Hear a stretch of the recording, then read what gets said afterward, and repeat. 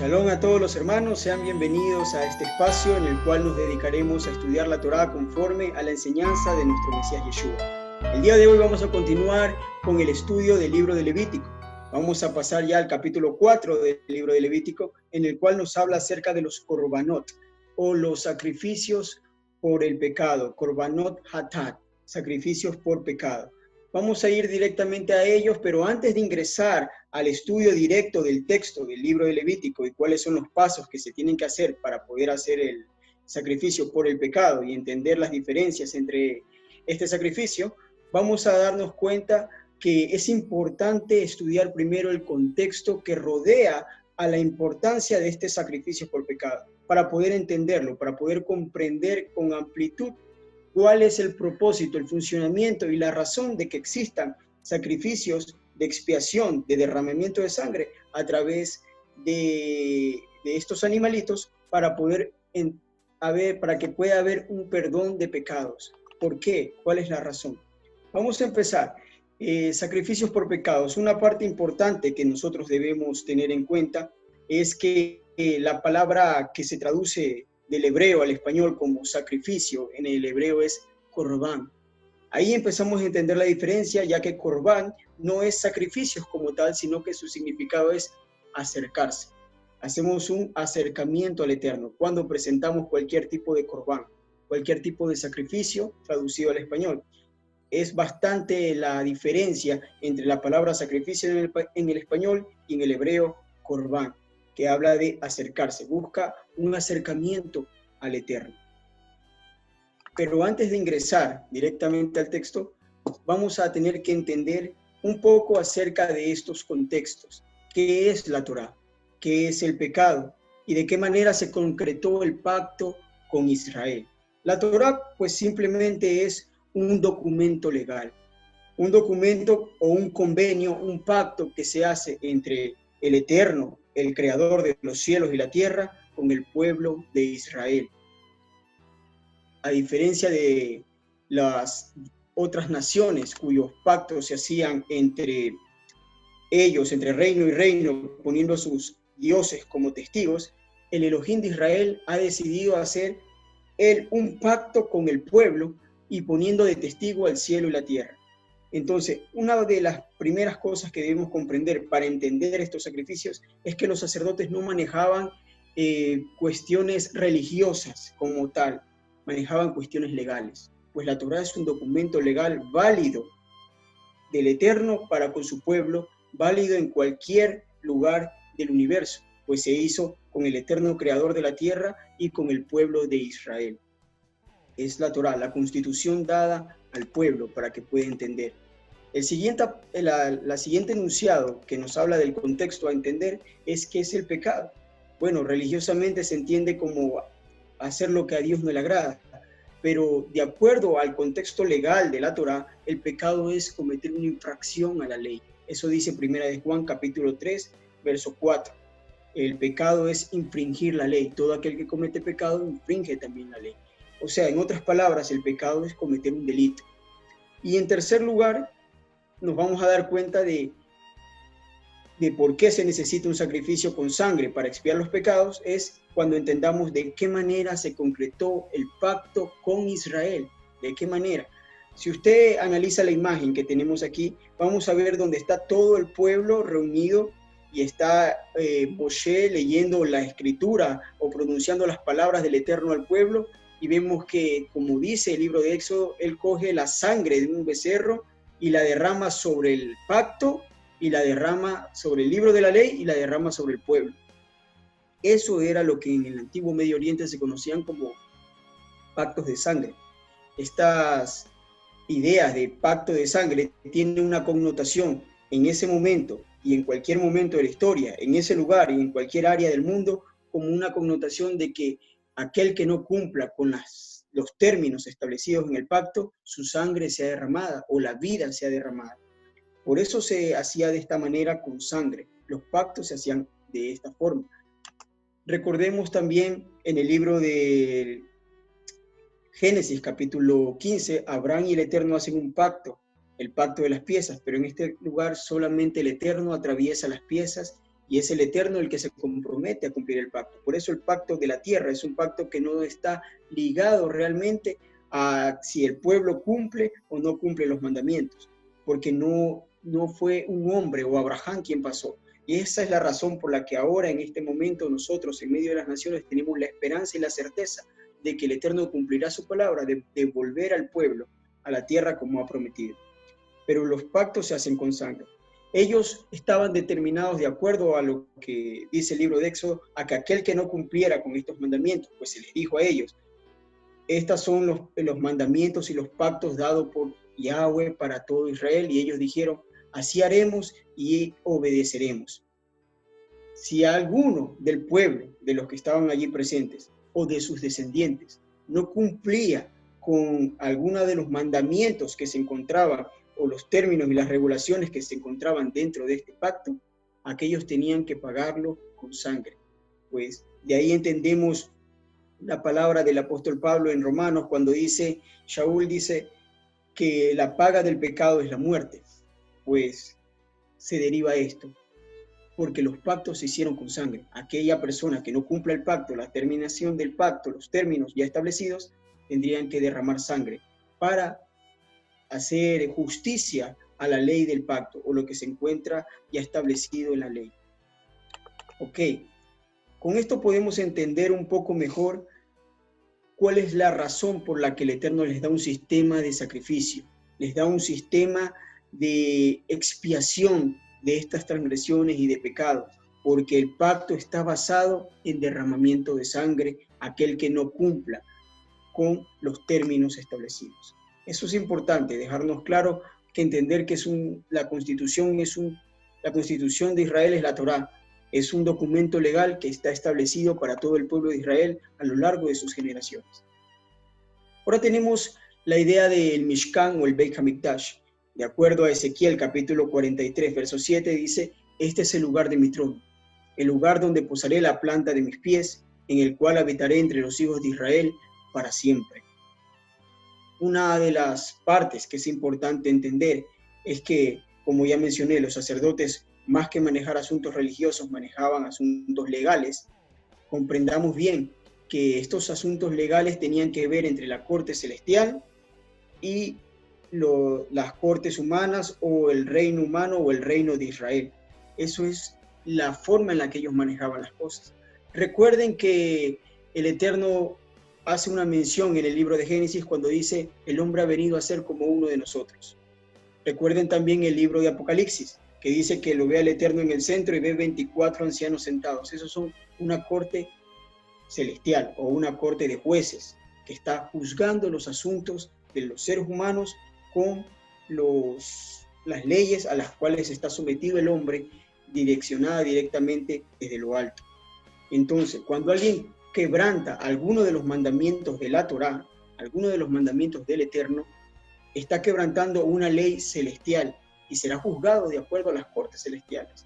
Por eso el libro de Apocalipsis en el capítulo 20 también dice que los muertos fueron resucitados y los libros fueron abiertos y los muertos fueron juzgados de acuerdo a las obras que estaban en los libros.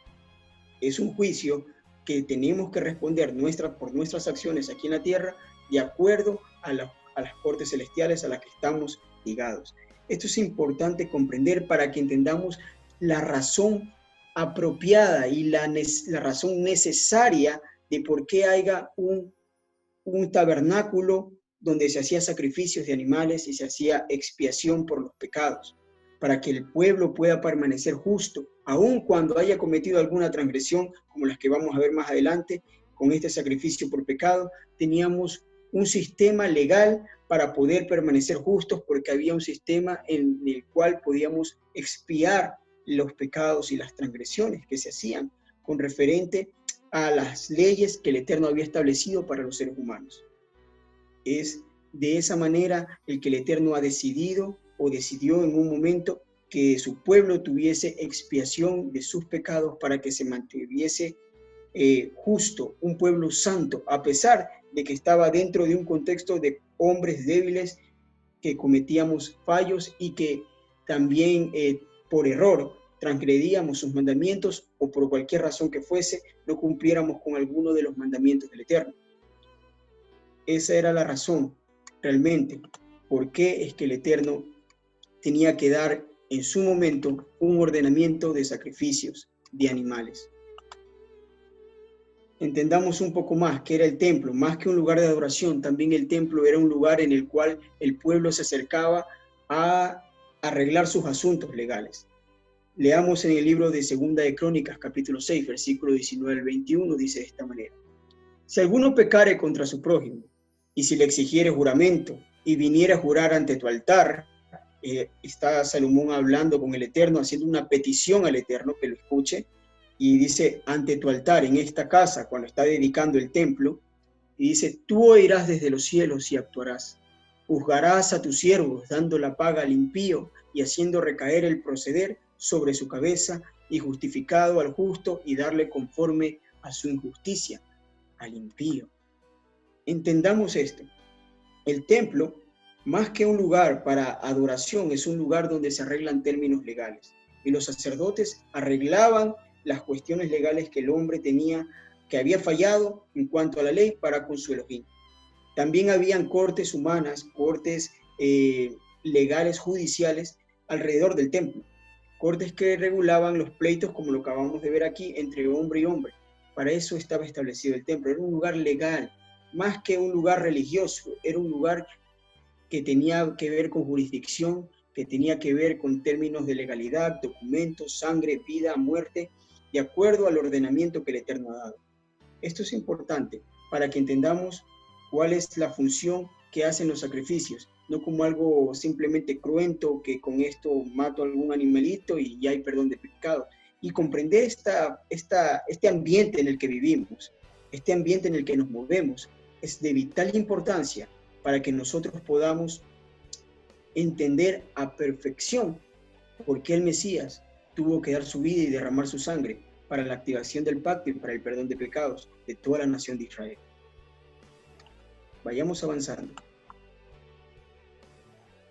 Dice en 2 de Crónicas 6, 37 al 39, continúa diciendo, si pecaren contra ti, pues no hay hombre que no peque, y te enojares contra ellos, y les entregares delante de sus enemigos, para que los tomen y los lleven cautivo en la tierra de sus enemigos, lejos o cerca, y ellos volvieren en sí en la tierra donde fueren llevados cautivos, y se convirtieren y oraren a ti en la tierra de su cautividad, y dijeren, hemos pecado, hemos hecho inicuamente, impíamente te hemos hecho, y si convirtieren a ti de todo su corazón y de toda su alma en la tierra de su cautividad, donde los hubieres llevado cautivos, y oraren hacia la tierra que tú les diste, que les diste a sus padres, hacia la ciudad que tú elegiste, Jerusalén en este caso, y hacia la casa que he edificado en tu nombre, tú oirás desde los cielos, desde el lugar de tu morada, su oración, su ruego, y ampararás su causa, y perdonarás a tu pueblo que pecó contra ti. Yo he oído tu oración, dice después el Eterno, y he elegido para ti este lugar por casa de sacrificio. Miren, es importante estos versos que acabamos de entender, porque aquí Salomón hace una explicación de que qué sucedería cuando, como en nuestro caso, el pueblo fuese llevado cautivo en medio de las naciones. Estuviéramos lejos de la tierra, lejos del lugar donde tenemos que hacer la expiación necesaria conforme a los mandamientos del Eterno, lejos de un sacerdote, lejos de un templo, de un altar, para poder hacer esta expiación legal de los pecados.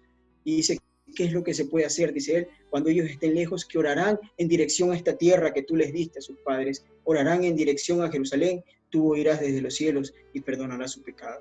Es una cláusula alterna a los mandamientos del Eterno, alterna a la Torá, pero que es legal.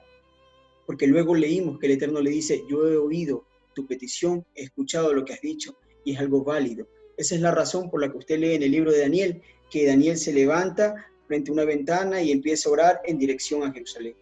Es porque esta es una cláusula legal. Y él empieza a confesar sus pecados de él y de todo el pueblo en dirección a Jerusalén. Es por esta cláusula, pues cuando esto suceda, dice, tú los escucharás porque se convirtieren de todo su corazón y los devolverás a la tierra que le has dado a ellos y a sus padres, que le has prometido y has jurado a sus padres, en este caso, Abraham, Isaac y Jacob. Ok, entendiendo ahora esto, podemos entender un poco más y pasar ya ahora sí a los sacrificios por pecados. Era de suma importancia comprender esto. Ahora vayamos a lo que es los Korban Hatat, o los sacrificios por el pecado, Korban Hatat, ofrendas por el pecado. El ofrenda por el pecado, cuando usted va al libro de Levítico, capítulo 4, usted va a encontrar que se divide en dos clases: ofrendas por pecados internas y ofrendas por pecados externas. ¿Cuál es la diferencia? ¿Cuál es la interna? ¿Cuál es la externa? Que la interna tiene que ver con llevar la sangre del animal dentro del santuario, dentro del área del santuario, y ponerla en los cuernos del altar del incienso, como vemos aquí en la imagen a nuestra derecha, a la derecha de la pantalla. Y la ofrenda de pecado externa es cuando llevaba la sangre del animal para perdón de pecados también, pero se ponía en los cuernos del altar exterior, en los cuernos del altar donde ardía el sacrificio, afuera del santuario. Uno es dentro del santuario, otro es fuera del santuario, y era para perdón de pecados. Ambas clases hay en las ofrendas, o ambas, digamos, divisiones hay en cuanto al sacrificio por el pecado. La ofrenda interna tiene que ver cuando es un coanín, un cohen quien comete un pecado, y es él el que tiene, y es a él que se le tiene que hacer el ingreso dentro del santuario y poner la sangre en los cuernos del altar, o también cuando se hacía por la congregación, cuando se hacía de una manera pública, una ofrenda por pecado pública. Y las ofrendas de pecados externas tiene que ver más bien cuando un príncipe o una persona común y corriente cometiese alguna transgresión. Como usted y yo cometiéramos alguna transgresión por hierro, por algo que no teníamos en cuenta, no lo previmos, y luego nos dimos cuenta que habíamos cometido una transgresión, entonces la ofrenda que se hacía era de llevar la sangre a las esquinas del altar externo. Esa es la diferencia que hay entre ofrenda por pecado interna y ofrenda por pecado externa. La ofrenda de pecado interna, Hatat Penimit, y la ofrenda de pecado externa, el Hatat Itzonah. Ahí tenemos las dos clases de ofrenda por pecado, ¿no? Es importante que comprendamos esta parte. La ofrenda de pecado interna se llama así porque se llevaba la sangre dentro del santuario. Y se hacía únicamente cuando un cohen, un sacerdote, cometía un pecado, y por él llevar la responsabilidad de todo el santuario y del pueblo, porque era un sacerdote, se tenía que entrar la sangre dentro del santuario para expiar ese pecado. También cuando toda la congregación de Israel cometiese un error y luego lo entendiere, era llevado la sangre dentro del santuario, el mismo proceso, que es el que vamos a ver hoy día, la ofrenda por pecado interna. Tal vez en el otro video veamos la ofrenda por pecado externa y con todas sus implicaciones, todas sus regulaciones y todos los pecados que tienen que ver para que se haga este tipo de ofrendas. En el libro de Segunda de Crónicas, capítulo 29, vemos al rey Ezequías, que él manda hacer una ofrenda por pecado interna, de perdón de pecados por toda la nación, por los 12 tribus de Israel, a pesar de que las 10 tribus de Israel ya habían sido llevadas cautivas. Y él manda hacer este sacrificio para que se perdonen los pecados del pueblo, porque se había dado cuenta que el pueblo estaba haciendo lo que no le agradaba, digamos así, no lo recto ante los ojos del Eterno. Y él empieza a reestructurar el servicio del templo, empezando por los levitas, luego por los sacerdotes, y empieza una reforma de la obediencia y la alabanza al Eterno dentro del templo. Y el pueblo se acerca una vez más al Eterno, porque el rey, quien los dirige, reestructura y levanta nuevamente el sistema de sacrificios, el sistema levítico, el templo, cuyas puertas ya estaban cerradas. Lo ponen una vez más a funcionar, y a los sacerdotes en su lugar, y les habla, los incita y los inspira a que vuelvan al Elohim eterno de sus padres, a cumplir el pacto para que la nación tuviese reposo en sus días.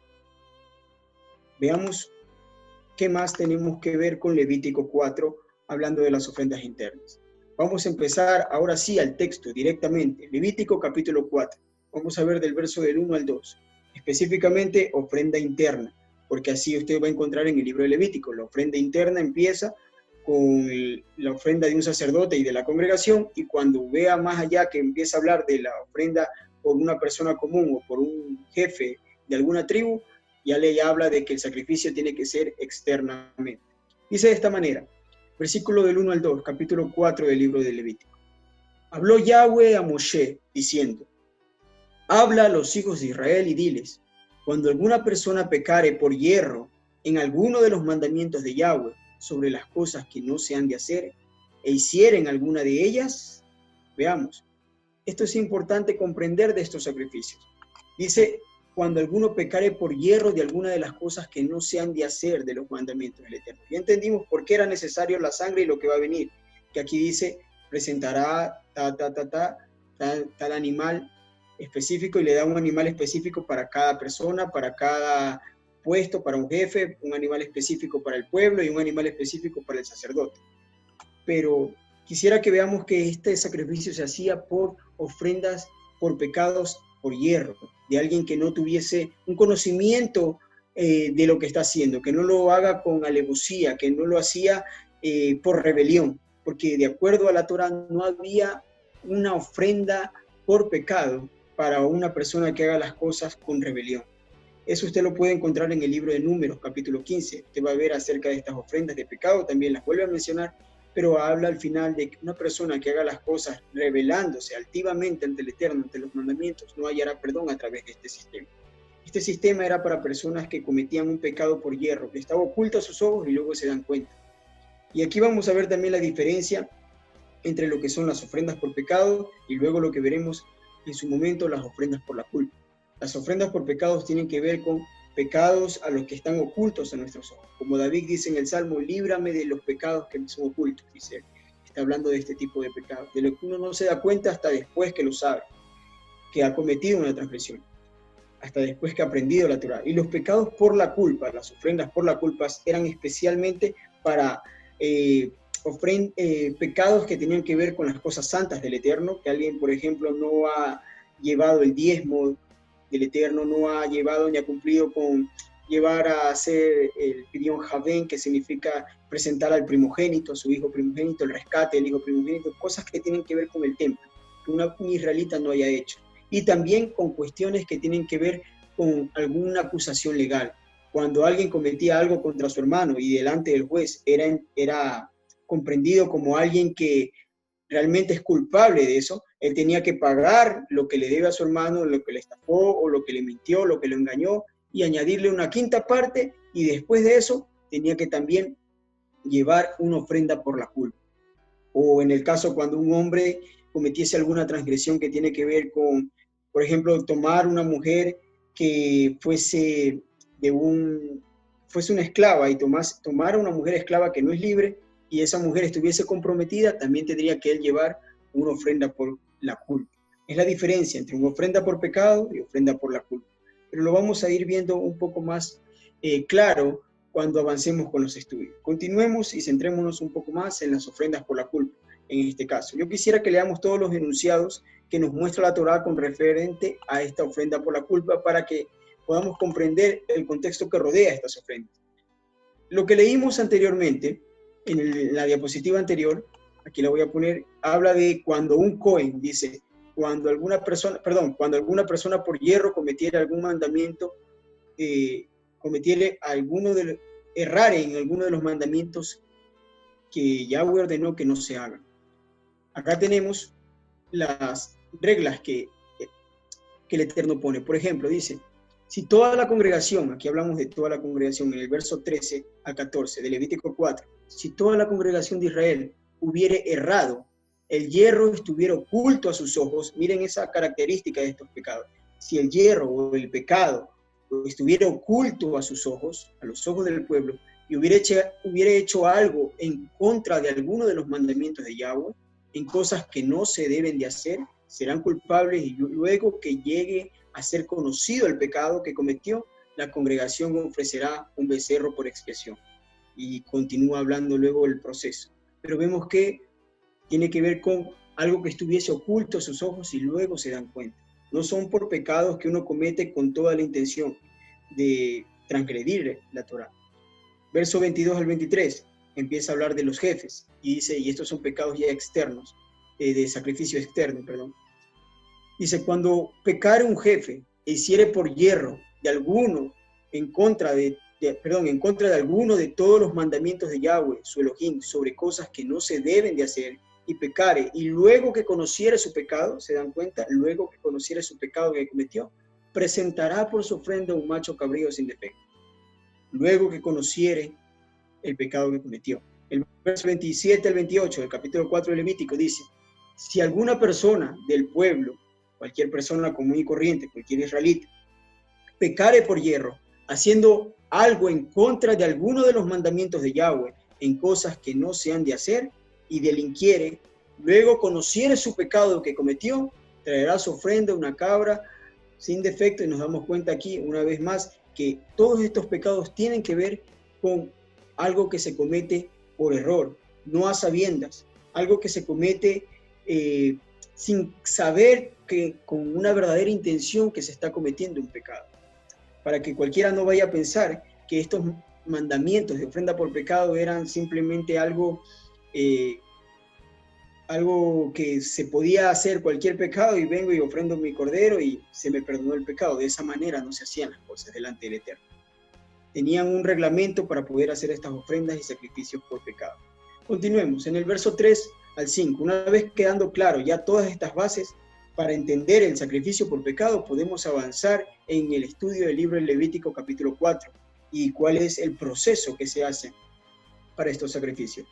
Dice el del verso 3 en adelante: si el sacerdote ungido, o el Cohen Hamashiach, el sacerdote ungido, pecare según el pecado del pueblo, y ofrecerá a Yahweh por su pecado que habrá cometido un becerro sin defecto para expiación.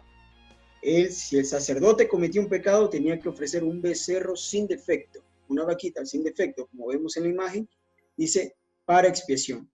Traerá el becerro a la puerta del tabernáculo de reunión delante de Yahweh, igual que los otros pecados, que los otros sacrificios, tenían que presentarse a la puerta del tabernáculo de reunión. Y pondrán su mano sobre la cabeza del becerro, muy similar a la ofrenda por holocaustos y a la ofrenda shalamín, que ya la habíamos visto. Lo degollará delante de Yahweh, y en este caso lo hacía en el lado norte del altar. Ya veremos más versos donde lo especifica. Lo degollará delante de Yahweh en el lado norte del altar. Y el sacerdote ungido tomará la sangre del becerro y la traerá delante del tabernáculo de reunión. Esta es la parte que cambia, a diferencia de los sacrificios por holocaustos y los sacrificios por la culpa. Los sacrificios por shalamín. Aquí tenemos en esta imagen, para que podamos entender un poquito mejor, el sacerdote tenía que ingresar al tabernáculo de reunión o al santuario o al lugar santo. Aquí lo vamos a ver un poco mejor. El sacerdote ungido tomará la sangre del becerro y la traerá al tabernáculo de reunión. Recuerden que el tabernáculo de reunión se dividía en tres partes. La parte del atrio que estaba afuera y el santuario, el tabernáculo en sí, se dividía en dos partes. El lugar santo, que es aquí donde está el sacerdote, y el lugar santísimo, que custodiaba el arca del pacto o el trono del Eterno aquí en la tierra. El lugar santo se componía por la menorá, los panes de la propiciación y el altar de incienso. En este altar no se sacrificaba animales, simplemente se levantaba incienso, pero para los pecados de un sacerdote y para expiar los pecados de toda la congregación, sí era necesario entrar con sangre y ponerla en los cuernos del altar. En los cuernos, no dentro de donde se quemaba el incienso, sino solamente en los cuernos del altar. Pero ya vamos a continuar. ¿Cuál es el proceso? Versículo 6 dice: una vez que él entraba, mojará el sacerdote su dedo en la sangre y rociará de aquella sangre 7 veces delante de Yahweh hacia el velo del santuario. Este proceso de tomar la sangre del becerro y entrar al santuario y coger con su dedo y rociar 7 veces delante del velo que dividía, como vemos aquí en la imagen anterior, el velo que dividía el lugar santo del lugar santísimo, el trono del Eterno del lugar santo. El sacerdote lo hacía este proceso para las ofrendas por el pecado por un sacerdote y las ofrendas del pecado por toda la congregación de Israel. Era exactamente el mismo proceso, no cambiaba, no se alteraba. Aquí vemos cómo en esta imagen el sacerdote presenta la sangre del becerro delante del velo. 7 veces regaba la sangre delante del velo. Continuamos. Una vez que ha regado la sangre enfrente al velo que dividía el lugar santo, el lugar santísimo, el verso 7 nos dice: y el sacerdote pondrá de esa sangre esa misma sangre, sobre los cuernos del altar del incienso aromático, que está en el tabernáculo de reunión delante de Yahweh. Delante de Yahweh, porque estaba este altar ubicado delante del arca del pacto o del trono del Eterno. Y echará el resto de la sangre del becerro al pie del altar del holocausto, que está a la puerta del tabernáculo de reunión. Una vez que el sacerdote, como vemos en la imagen, rociaba la sangre en las 4 esquinas del altar, salía nuevamente del santuario y tenía que regar la sangre a la esquina sur del altar del holocausto, el altar grande, el altar de afuera, donde sí se quemaban los sacrificios, donde ya en otros videos ya lo hemos visto, que había al sur unos orificios donde se regaba el resto de la sangre y cuál era el funcionamiento y el proceso de esta sangre. Entonces, este era el paso para hacer la expiación de pecados para el sacerdote que había cometido una transgresión, una ofrenda por pecado, y para el pueblo entero, la nación de Israel, como en el caso de Segunda de Crónicas, capítulo 29, el rey Ezequías manda hacer esta ofrenda por pecado para perdonar el pecado del pueblo, porque se dieron cuenta que lo que sus padres y ellos estaban haciendo estaba errado de acuerdo a la Torá. Entonces se hacía esta expiación, y es algo legal que el Eterno ha establecido. Es algo que el Eterno legalmente ha establecido para justificar, para santificar y perdonar las expiaciones, para perdonar por medio de expiación el pecado de su pueblo. Presentar la sangre dentro del santuario, no en el arca del pacto, no entraba al arca del pacto, eso solo lo hacían una vez al año y en el día de Yom Kippur, pero sí lo hacía en el altar de incienso que estaba delante del arca del pacto, dividido solamente por una cortina. Llevaba la sangre, primer paso, y ponía 7 veces de esa sangre delante de la cortina. Y luego en los 4 cuernos del altar que estaba dentro del tabernáculo de reunión. Con la sangre restante salía y la ponía el sacerdote en la esquina del altar de holocausto, o el altar de afuera. Ok, vamos avanzando para concluir esta parte. ¿Qué se hacía con el resto del animal? ¿Cuál era el proceso? Versículo del 8 al 10. Y tomará el becerro para la expiación toda su grosura, la que cubre los intestinos, la que está sobre las entrañas, los 2 riñones, la grosura que está sobre ellos y la que está sobre los ijares. Y con los riñones quitará la grosura de sobre el hígado, y de la manera que se quita del buey del sacrificio de Shalamim, que ya vimos ese proceso, el sacerdote le hará arder sobre el altar del holocausto. Se hace el mismo proceso del sacrificio de ofrendas de paz, el sacrificio de Shalamim, que ya lo vimos en el último video. Se hace exactamente el mismo proceso, se toma la grasa del animal, se la presenta en el altar, igual las partes escogidas del animal, una parte para el sacerdote y otra parte, las partes escogidas para el sacerdote, pero en este caso, que se escogía el pecho y la pantorrilla derecha, para el sacerdote, la otra parte del animal no se llevaba para el ofrendante. Él no comía de esta ofrenda, solo la comían los sacerdotes. Era algo santísimo delante del Eterno y se comía dentro del tabernáculo de reunión. Esta es la diferencia también que se hacían en la segunda parte del sacrificio, una diferencia entre la ofrenda por pecado y la ofrenda de paz. El ofrendante, quien llevaba la ofrenda, no podía comer de ella. Solamente los sacerdotes que estaban haciendo la función de presentar, como vemos en la imagen, la grasa y presentar allí la ofrenda elevada, la parte del herumín elevado, la carne que se comía los sacerdotes. Y se lo hacía arder sobre el holocausto, sobre el altar del holocausto. Continuamos. El verso 11 al 12 dice de esta manera: y la piel del becerro y toda su carne, con su cabeza, o sea, la parte restante, lo que en otras palabras tenía que dársele al ofrendante, pero en este caso, el sacrificio por pecado, y toda su carne, la piel, su cabeza, sus piernas, sus intestinos, su estiércol, en fin, todo el becerro será sacado fuera del campamento en un lugar limpio, en el mismo lugar donde se echan las cenizas, y lo quemarán a fuego sobre la leña, y donde se echan las cenizas será quemado. Allí era donde se tenía que poner. Existía un lugar fuera de Jerusalén donde se echaban las cenizas, no solamente fuera del templo, sino fuera de la ciudad, fuera de Jerusalén, y en ese mismo lugar se quemaban las partes de los animales sacrificados, que no eran aptas para comer ni para quemar en el altar. Aquí vemos una imagen del templo, tenemos a nuestra izquierda una imagen del templo, y de aquí donde se hacían los sacrificios, aquí vemos el altar, el sacerdote aquí adentro entraba con la sangre, aquí, perdón, en la puerta entraba con la sangre del animal, y una vez que se hacía el sacrificio del animal y llevar la parte de la grasa del animal al altar, todo el resto del animal era sacado directamente por esta puerta, la puerta de Susa, y salía a un lugar limpio ya destinado, donde se echaban normalmente las cenizas, y afuera del campamento se quemaba el resto del animal, de la carne del animal. Ese era el proceso que se hacía para las ofrendas por pecados, tanto para las ofrendas de pecado interna como para las ofrendas de pecado externa. Ese realmente era el proceso. Realmente vamos a darnos cuenta que estos sacrificios no eran muy complicados en este momento, no llevaba tantos detalles, o tal vez se nos hace un poco más fácil comprenderlo en la secuencia de estudio que hemos venido llevando. Hemos comprendido ciertas cosas un poco más rápido, pero tenemos que darnos cuenta que estos sacrificios que se hacían tenían una base legal, eran realmente necesarios para que el pueblo no se hallase registrado como culpable delante del tribunal del Eterno.